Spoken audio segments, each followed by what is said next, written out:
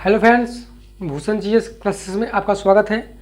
आज का हमारा टॉपिक जो है भारत के इतिहास के क्रम में, इसके पहले हमने भारत के इतिहास का सिलेबस कवर किया था कि हमें इतिहास में क्या क्या पढ़ना है, इसको हमने डिस्कस किया। अब हम देखते हैं भारत के इतिहास के क्रम को हमने जिस सिलेबस के हिसाब से देखा था उसको आगे हम कंटिन्यू करेंगे।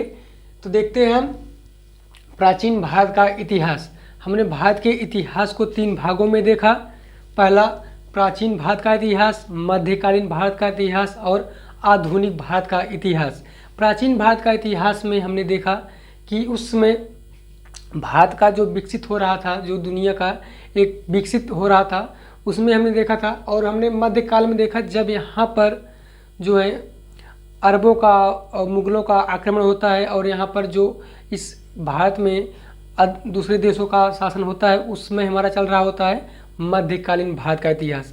आधुनिक भारत का इतिहास हमारा 1857 के क्रांति के बाद हमारा आधुनिक भारत इतिहास आरंभ हुआ। तो देखते हैं हम प्राचीन भारत के इतिहास के क्रम में। तो आइए, स्रोतों के आधार पर इतिहास को 3 भागों में बांटा गया है। प्राचीन इतिहास को स्रोतों के आधार पर 3 भागों में बांटा गया है।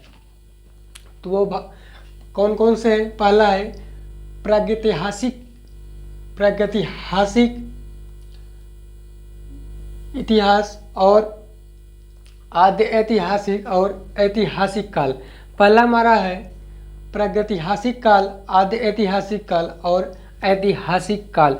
इसके बारे में जानते हैं कि जो हमारा प्रागैतिहासिक काल है, इस काल में हमें लिखित साक्ष्य कुछ ना मिले हैं। हमें जो है इस काल में लिखित साक्ष्य कुछ भी नहीं मिले हैं। सिर्फ एक अनुभव के हिसाब से इसमें बताया जाता है कि मानव उसमें अपना जीवन यापन कैसे कर रहा होता है। फिर आगे आता है हमारा आद्य ऐतिहासिक काल। आद्य ऐतिहासिक काल में हमें लिखित साक्ष्य तो मिले हैं, लेकिन हम उसको पढ़ नहीं सकते। आद्य ऐतिहासिक काल में हमें लिखित साक्ष्य मिले, लेकिन उसे पढ़ा नहीं जा सका। आगे आता है हमारा ऐतिहासिक काल। ऐतिहासिक काल में हमें लिखित साक्ष्य मिले और पढ़े भी गए।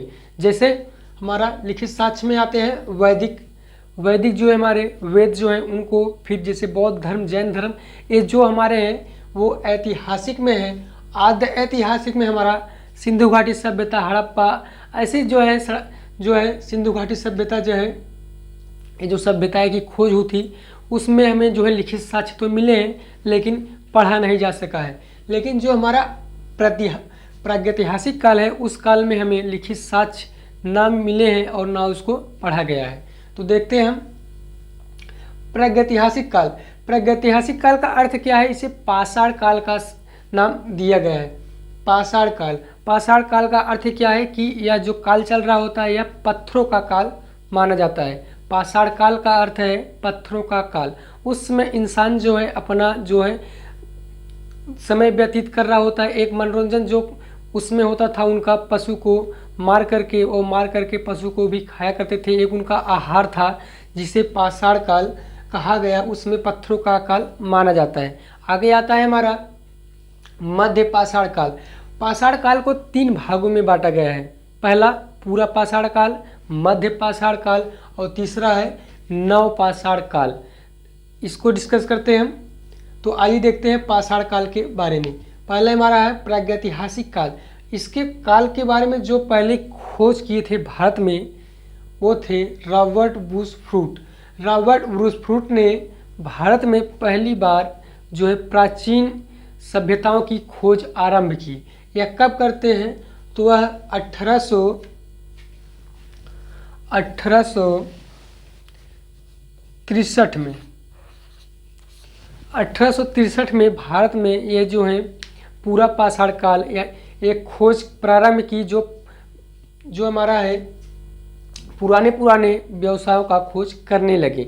इसमें 1863 की वह दौर था जब यहाँ पर लॉर्ड डलहौजी, जब आप पढ़ेंगे, डलहौजी ने 1853 में यहाँ पर रेल लाया और वहीं से जो रेल मार्ग एक तरह से भारत में चारों तरफ वह फैला रहे थे, उसी समय जो खोज हो रही थी, जो रेल मार्ग बिछ रहा था और जो आर्यभट्ट वहाँ पर खुदे जाने के जो अवशेष मिल रहे थे, उन्हीं के समय से जो है यह सब सामने आने लगा। और उसी समय आप पढ़ेंगे जो सिंधु घाटी सभ्यता की खोज हुई थी, वह रेल मार्ग पटरी बिछाते समय वो भी खोज हुई थी। और वहीं से जो है हमारा पाषाण काल की भी खोज हुई थी। और इसकी जो खोज किए थे वो थे रॉबर्ट बुश फ्रूड, जो पूरा पाषाण काल के खोजदाता माने जाते हैं। आगे देखते हैं हम 1863 में गर्जनस थॉमसन ने इसे पाषाण काल, कांस्य युग एवं लोह युग का संज्ञा दिए हैं, जो थे जर्गनस थॉमसन ने इसे जो है इस पाषाण काल को कांस्य युगीन और लोह युगीन की संज्ञा दिए हैं। इसे बताया है कि जो हमारा प्रागैतिहासिक काल है या जो है पाषाण काल, ये कांस्य युगीन और लोह युग है। इस समय क्या हुआ कि कांस्य युग, जो हमारा कांस्य खोज हुई थी, जिसे हम तांबा और टीन को मिलाकर जो कांस्य का बनाया जाता है औजार, उस समय बताया गया कि जो इसकी खोज हुई थी वह प्रागैतिहासिक काल में ही हो गई थी और लोहे की भी खोज उस समय हो चुकी थी। इसलिए इन्होंने इसकी जो संज्ञा दिए थे प्रागैतिहासिक काल, पाषाण काल को बोला था कांस्य युगीन और लौह युगीन कहा था। किसने कहा था? जर्गनस थॉमसन ने इसे जो है कांस्य युगीन और लौह युगीन की संज्ञा दिए। आगे देखते हैं हम भारतीय पुरातत्व के जनक माने जाते हैं अलेक्जेंडर कनिंघम ने की अध्यक्षता में काफ़ी खोज हुए और इन्हें जो है भारतीय पुरातत्व के जनक माने जाते हैं। ये जो है इन्हीं के समय में अधिकतर खोज भारत में हुए, जहाँ पर बहुत सारे स्थल हमें प्राप्त हुए। तो देखते हैं इन्होंने 1871 से 1885 तक अपने पद पर रहे और भारत में कई तरह के खोज किए। तो देखते हैं पूरा पाषाण काल को भी 3 भागों में विभाजित किया गया है। पूरा पाषाण काल को 3 भागों में विभाजित किया गया है, जिसे प्रागैतिहासिक काल कहा जाता है। इसे 3 भागों में बांटा गया है। वह 3 भाग कौन कौन है इसको देखते हैं हम। पहला हमारा है पूरा पाषाण काल, मध्य पाषाण काल और नव पाषाण काल। आइए देखते हैं हम। ये हमारा आधार है, इसके आधार के बारे में देखेंगे। पहले हम इसके काल को, चरण में इसमें लक्षण क्या थे इसके, और औजार, और फिर महत्वपूर्ण बातें क्या हुई और इसमें खोजे क्या गए थे, उसको भी डिस्कस हम आगे करेंगे। तो देखते हैं पहले हमारा आधार। पहला हमारा पूरा पाषाण काल, आगे नव पाषाण काल, फिर नव पाषाण काल। ये 3 काल जो थे हमारे हमारा पूरा पाषाण काल से लिया गया है। तो आइए देखते हैं हम काल की स्टार्ट कब हुई थी। स्टार्ट कब हुआ, तो स्टार्ट जो है अज्ञात कई किताबों में यह बताया गया है कि 1200 ईस्वी से 1800 ईस्वी पूर्व से, लेकिन कई बुकों में लिखा गया अज्ञात की। इसकी कोई आज तक अनुभव नहीं लगाया गया है कि भारत जो दुनिया है कब से बनी है, यहाँ पर जीवन कब से यापन हो रहा है, इस तरह से कोई अनुमान नहीं लगा है। इसलिए हम अज्ञात इसे लिखेंगे। जो अज्ञात से 8000 ईसा पूर्व तक हमारा पूरा पाषाण काल चला।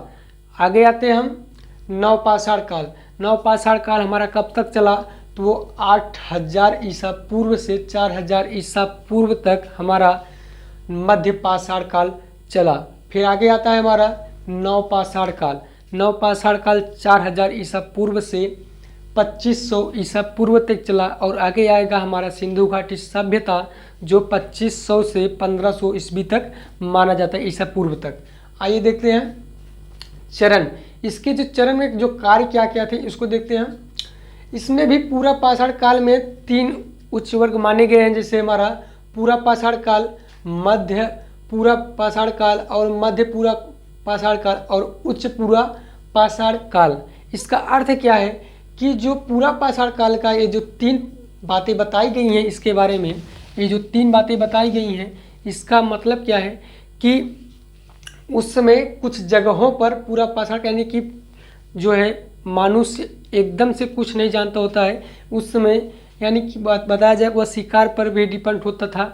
और कुछ जगहों पर मनुष्य जो है कि कुछ विकसित कर चुका होता है और कुछ जगहों पर वह काफ़ी सुधार अपने अंदर ला चुका होता है। इस तरह के हम जो है पूरा पाषाण काल को भी 3 भागों में देखते हैं और इसी में भी हमारा मध्यकाल भारत माना जाता है, मध्य पाषाण काल माना जाता है। फिर आगे आता है हमारा मध्य पाषाण काल एवं नव पाषाण काल।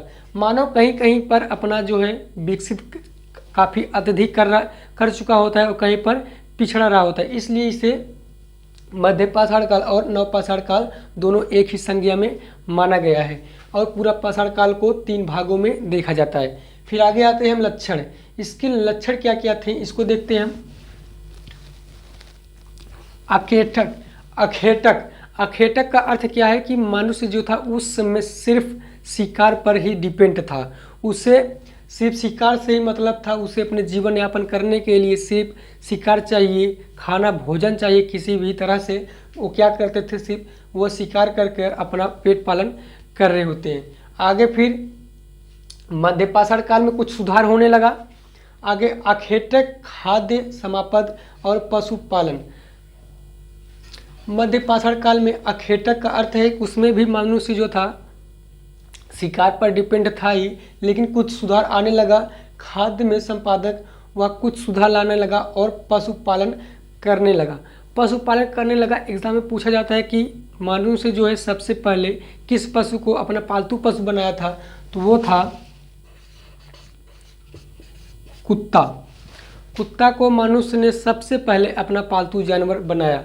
कुत्ता एक ऐसा जानवर है जो इंसान से काफ़ी जल्दी मिल घुल जाता है, इसीलिए उस समय जो है कुत्तों को उन्होंने सबसे पहले पालतू जानवर बनाया, क्योंकि ये कुत्ता जो है बहुत ही वफादार होता है और यह जो शिकार में भी अपना साथ देता है, इसलिए इसे जो है कुत्ते को मनुष्य ने पहला अपना पालतू जानवर बनाया। फिर आते नव पाषाण काल में। नव पाषाण काल में काफ़ी सुधार हो चुका होता है। इस समय कृषि जो है मनुष्य जो है कृषि करने लगा और पशु पालने लगा। पशु पालने की शुरुआत हो गई और अस्थायी निवास प्रारंभ होने लगा। अब जब मनुष्य जो है कृषि करने लगा, खेतबाड़ी करने लगा और जो है पशु पालने लगा, तो उसे तो एक जगह पर रहना अवश्य होगा, क्योंकि अगर वह कृषि करेगा, अनाज बोएगा, तो उसे देखभाल करने के लिए वहाँ पर उपस्थित होना जरूरी है। इसलिए मनुष्य जो है नव पाषाण काल में अस्थायी जगहों पर रहने लगा। और जो था हमारा पूरा पाषाण काल में मनुष्य जो थे एक जगह पर शिकार करते और उस जगह कर छोड़कर भाग जाते, एक वन से दूसरे वन, दूसरे वन से तीसरे वन, ऐसा जो चल रहा होता है। यह मध्य पाषाण पूरा पाषाण काल से मध्य पाषाण काल तक माना जाता है और मध्य पाषाण काल में धीरे धीरे सुधार आने लगा और नव पाषाण काल में काफ़ी सुधार आ गया। आगे देखते हैं हम। ये हमारा औजार। औजार जो था उस समय क्वार्टजाइट जो था एक औजार थी। उसमें मनुष्य जो है पूरा पाषाण काल में मनुष्य बड़े बड़े पत्थरों का उपयोग किया करता था जानवर को मारने के लिए, क्योंकि उनका शिकार करने के लिए, उन पर अटैक करने के लिए उन्हें औजार चाहिए। इसलिए वो करते क्या थे कि बड़े बड़े पत्थरों का औजार बनाते थे उनको मारने के लिए, और जिसका नाम था क्वार्टरजाइट और सल्क ब्लेड आदि।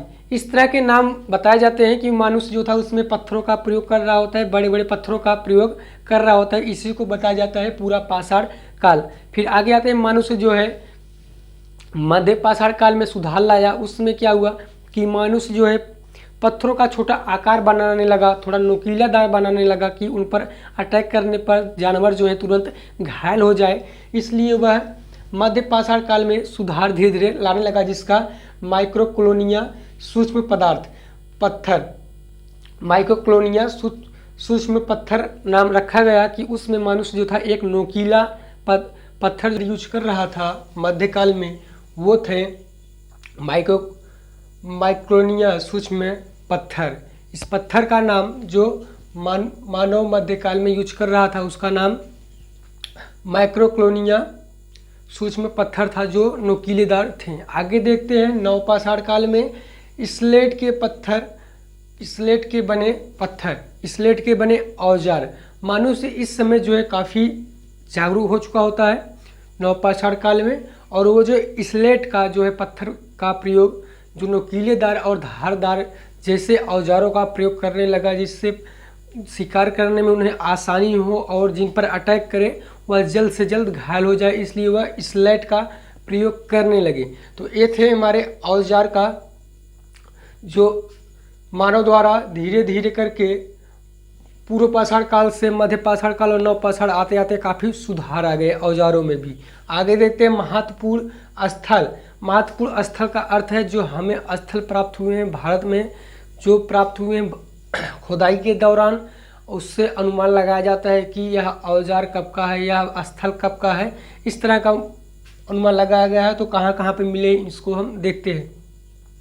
तो ये हमारा पूरा पाषाण काल में अतीरपक्कम जो तमिलनाडु में है, यहाँ से जो है कुल्हाड़ी का प्रथम अवशेष मिला है। अतीरपक्कम से तमिलनाडु में यह स्थान है। यहाँ पर कुल्हाड़ी का पूरा पाषाण काल में प्रयोग किया गया पहला औजार माना जाता है। आगे है चौपानी मांडो से भी कुछ बहुत, ये जो है चौपानी मांडो या यूपी में है। यहाँ पर मृदभांड के प्राचीन बर्तन के अवशेष मिले हैं। यह जो है मध्य पाषाण काल में बताया जाता है उपयोग हुए थे, जो यूपी में है, और यह कहाँ पे है, चौपानी मांडो में है। तो आगे देखते हैं नवपाषाण काल में है बुर्ज होम कहाँ है, तो कश्मीर में है। गर्तवास कब्र में मालिक के साथ कुत्ते का प्रमाण।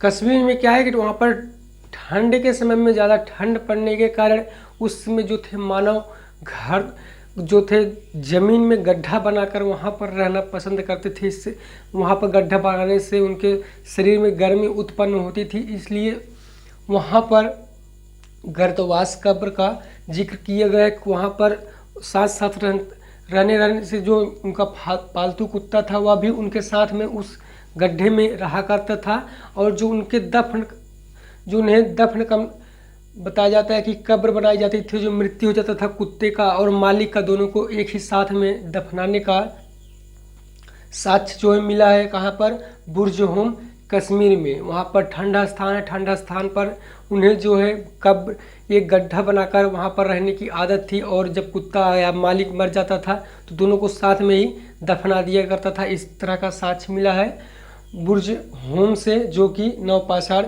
काल में। आगे देखते हैं भीमबेटका की एक गुफा ये जो है एमपी में है। भीमबेटका या एग्ज़ाम में कई बार पूछा गया कि भीमबेटका गुफा के बारे में बताओ, इसकी जो महत्व क्या है इसके बारे में बताओ। तो भीमबेटका गुफा एमपी में है, नर्मदा घाटी के तट पर है, और यहाँ पर जो है कुछ अवशेष मिले हैं कि उस समय जो मनुष्य था वह कलाकारी करना कुछ जानता था। वहाँ पर कुछ चित्र मिले हैं भीमबेटका के गुफा में। भीमबेटका नर्मदा घाटी से चित्रकारी के प्राचीन साक्ष्य मिले हैं, और इसमें बताया जाता है कि तीनों कालों में जो है मनुष्य उसमें वहाँ पर रह रहा होता है, या क्लियर नहीं बताया जाता कि यह किस काल का है, या पूरा पाषाण काल का है, मध्य पाषाण काल का, या नवपाषाण काल का है। यह अनुमान जो तीनों काल का बताया जाता है कि यह पूरा पाषाण काल का भी हो सकता है, मध्य पाषाण काल का और नवपाषाण काल का भी हो सकता है। भीमबेटका आप इसे याद रखें क्योंकि यह एग्ज़ाम में कई बार पूछा गया है। कहाँ पर है, यह एमपी में है, नर्मदा घाटी के तट पर है, और वहाँ पर जो चित्रकारी के कुछ अवशेष मिले हैं। तो आगे देखते हैं बागौर कहाँ पर है, यह राजस्थान पर है, और यहाँ पर भी कुछ अच्छे जो यहाँ पर भी अवशेष मिले हैं। फिर आगे आते हैं हमारे बागौर राजस्थान, अहमदगढ़ एमपी में। यहाँ पर पशुपालन, मनुष्य जो था उस समय धीरे धीरे जागरूक हो रहा होता है, और पशुपालना सर्वप्रथम एमपी में आदमगढ़ में पशुपालन की स्टार्ट किया। मनुष्य उस समय पशु जो थे उनको जो पालने लगा धीरे धीरे। पहले तो उनको शिकार कर रहे थे क्योंकि वह अज्ञात थे, वह धीरे धीरे ज्ञान को आने लगा उनके अंदर, इसलिए धीरे धीरे वो पशु पालने लगे। और आगे आकर के मध्य नवपाषाण काल में गुफा कराल, जो गुफा कराल यह कहाँ पर है, कश्मीर में है। यहाँ से भी साक्ष्य सामने आया है, कहाँ से, गुफा कराल से। और आगे आता है चिराद। चिराद जो है बिहार में है, यहाँ पर भी अवशेष मिले हैं नवपाषाण काल के। कोल्डिहवा, कोल्डिहवा जो है यह कहाँ पर है, यह यूपी में है। चावल का पहला अवशेष, चावल का पहला अवशेष कहाँ से हमें प्राप्त हुआ है, तो वह कोल्डिहवा से प्राप्त हुआ है। और अगर पूछा जाए कि उसमें मानव के द्वारा जो पहला फसल उगाया गया था वो कौन से थे, तो वो थे जौ और गेहूँ। आप इसे याद रखेंगे, जौ और गेहूँ को मानव द्वारा उस समय सर्वप्रथम खेती जो कर रहे थे वह जौ और गेहूँ का कर रहे थे। और जो कोल्डिहवा से प्राप्त हुआ यूपी में है, यहाँ पर जो चावल के साक्ष्य हमें प्राप्त हुए हैं। तो आगे आते हैं मिर्ज़ापुर। मिर्ज़ापुर कहाँ पर है, या यूपी में है। यहाँ से हथियार, हथियार जो कि तीनों कालों से माने जाते हैं, यहाँ से भी हथियार में अवशेष, जो हथियारों का अवशेष हमें प्राप्त हुआ है मिर्ज़ापुर यूपी से हथियार प्राप्त हुए। आप इसे याद रखेंगे। इसमें क्या है कि आपसे स्थान पूछेगा कि जो है हथियार या मिर्ज़ापुर से हमें अवशेष जो प्राप्त हुए थे किस काल में प्राप्त हुए थे, इस तरह का एग्जाम में क्वेश्चन बनते हैं, तो आप इसे याद रखेंगे। आगे आते हैं नवपाषाण काल में मेहरगढ़। मेहरगढ़ एक स्थान है, कहाँ पर है, या बलूचिस्तान में है, बलूचिस्तान पाकिस्तान। या जो मेहरगढ़ बलूचिस्तान जो है या पाकिस्तान में है। और यहाँ से कृषि का प्रथम अवशेष, कृषि का प्रथम प्रमाण जो हमें मिला है वह मिला है मेहरगढ़ बलूचिस्तान से। तो आइए आगे देखते हैं हम इनकी कुछ खोज के बारे में।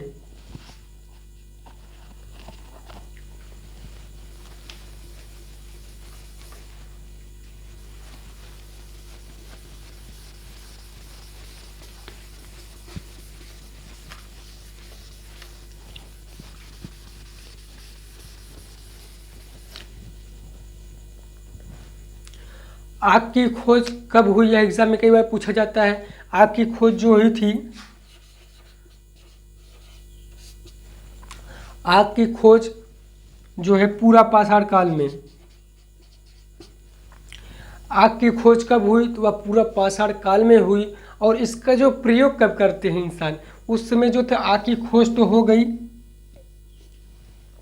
पूरा पाषाण काल में। और जो इसका जो प्रयोग करना उसमें जो थे मानव नहीं जानते थे कि इसका हम प्रयोग कैसे करेंगे। तो धीरे धीरे आकर के वह जो है मध्य पाषाण काल में आग का उपयोग करना धीरे धीरे सीख जाते हैं। और आग की जो खोज हुई थी वह पूरा पाषाण काल में हुई थी, इसे याद रखेंगे। लेकिन वह उपयोग करना उसमें नहीं जान रहे थे, उपयोग कर धीरे धीरे वह जानते हैं। और उपयोग करते करते वह मध्य पाषाण काल में पहुंच जाते हैं। और वहां से माना जाता है कि आग जो है वह उपयोग करने लगे। और धीरे धीरे आगे आते हैं नवपाषाण काल में। याद रखेंगे कि मनुष्य द्वारा जो है पहिए,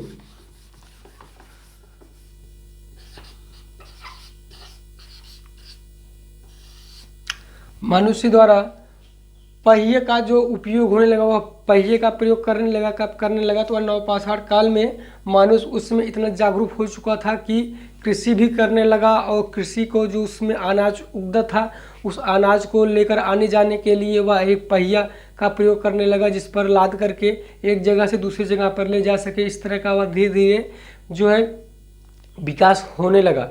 और ये था आग की खोज कब हुई, पूरा पाषाण काल में। लेकिन उपयोग कब करने लगे, या मध्य पाषाण काल में। और पहिए की खोज कब हुई, तो वह जो है नवपाषाण काल में होता है। तो आगे देखते हैं। और कृषि का भी पूछा जाए कि कृषि का मानव द्वारा कब से कृषि करने लगे, खेती करने लगे, तो वह करने लगे नवपाषाण काल से। आइए कुछ हम फैक्ट बात जानते हैं इसके इतिहास के बारे में। जो हमारा ये ईसा पूर्व है, ईसा पूर्व से ईसवी कैसे बना, इसको हम डिस्कस करते हैं।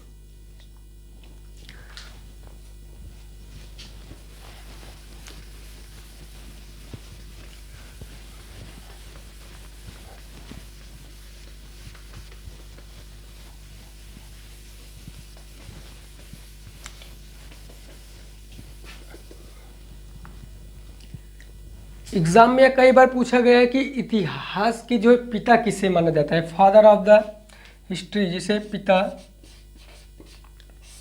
इतिहास के पिता किसे कहा जाता है, तो वह कहे जाते हैं हेरोडोटस। हेरोडोटस को जो है इतिहास का पिता कहा जाता है। आप इसे याद रखेंगे कि इतिहास का पिता किसे कहा जाता है, तो वह हेरोडोटस को पिता कहा जाता है इतिहास का। और जो हमारा ईसा पूर्व है, ईसा पूर्व से ईस्वी कैसे बनता है उसको देखते हैं।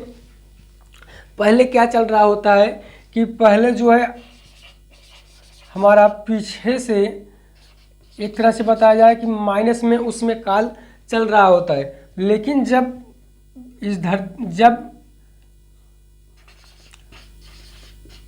ईसा मसीह के जन्म के दिन से ही जो है उनका जन्म माना जाता है कि ईसा मसीह का जो जन्म हुआ था वह हुआ था 111 से।